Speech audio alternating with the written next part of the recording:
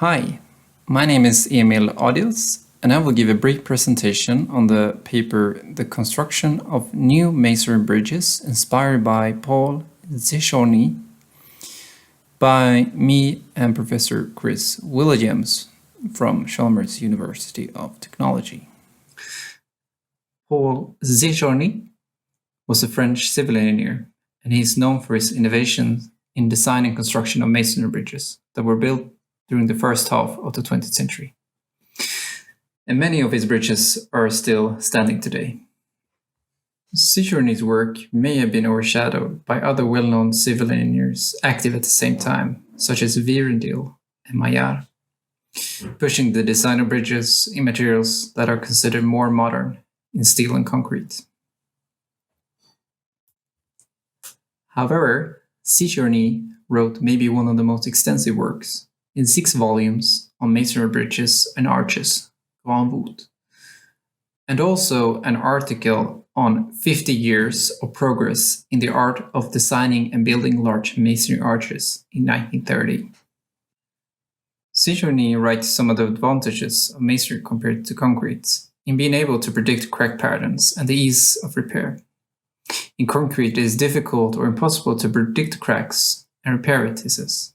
However, since the First War, the manpower has become scarcer, more demanding and less good, and that there are few apprentices, thus making it difficult to build a good masonry bridge, he states. Thus, why would there be a need to design and construct new masonry bridges, since they are considered expensive to build, and our knowledge and skills related to the design, analysis, and construction of these bridges are limited today? However, some aspects concerning sustainability might make us reconsider masonry bridges. One such aspect is that many masonry bridges, such as the Maidenhead Railway Bridge, are still in use and have performed well over time, and require relatively little maintenance compared to many modern bridges.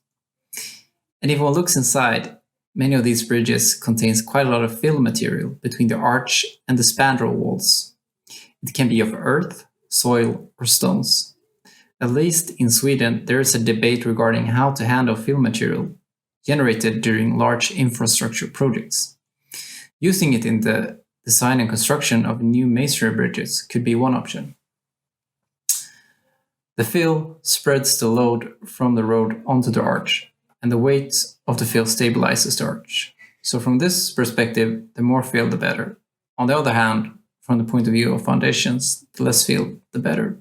So it will always be a compromise. How does the fill affect the form of the bridge? If we assume the load from the fill on the arch is a hydrostatic pressure, and we ignore the weight of the arch in comparison to the fill, then the curvature of the arch must be proportional to the vertical distance. The shape of the arch should therefore be that of Euler's elastica. This is also illustrated by Rankine in his famous book, A Manual of Applied Mechanics, from the 19th century. Thus, the elliptical-shaped arches with increased curvature near the supports to balance the load from the fill, seen at the Maidenhead Railway Bridge by Brunel and this bridge by Séjourné. The knowledge about hydrostatic arches is well known. However, the objective of this paper is to derive the shape of the hydrostatic shell, combining the arch and the spandrel wall. Starting from the membrane theory, general coordinates, assuming a hydrostatic pressure from the fill. From there, we align the principal stresses with the geodesic coordinates, which is a special type of curvilinear coordinates on a surface, where the coordinate curves are the geodesics in one direction and the orthogonal trajectories in the other. With those geometrical constraints on our grid, we can reformulate the equilibrium equations for the membrane shell. We have solved this numerically, generating the geometry by starting from a chosen cross-section in the middle, perpendicular to the span.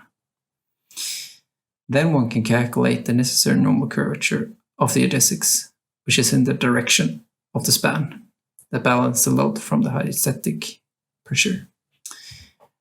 And since the principal stresses are aligned with the geodesic coordinates, meaning the orthogonal trajectories are equally spaced, similar to bed joints in a masonry or brick vault, which can be a useful feature for fabrication and construction. In this study, we have looked into the works of Paul Séjourné and Brunel regarding masonry bridges interacting with the field. And we investigated the optimization of bridge geometry to carry approximately the hydrostatic load from the field. However, the form finding is only the starting point in the design process, followed by further analysis considering more load cases and actions on the structure. In the future, we would like to investigate geostatic arches and shells and perform experiments with physical models to give more insight into their behavior and evaluate the design.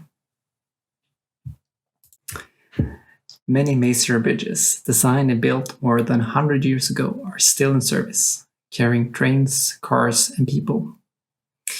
They have often proven more durable and economical to maintain than modern bridges.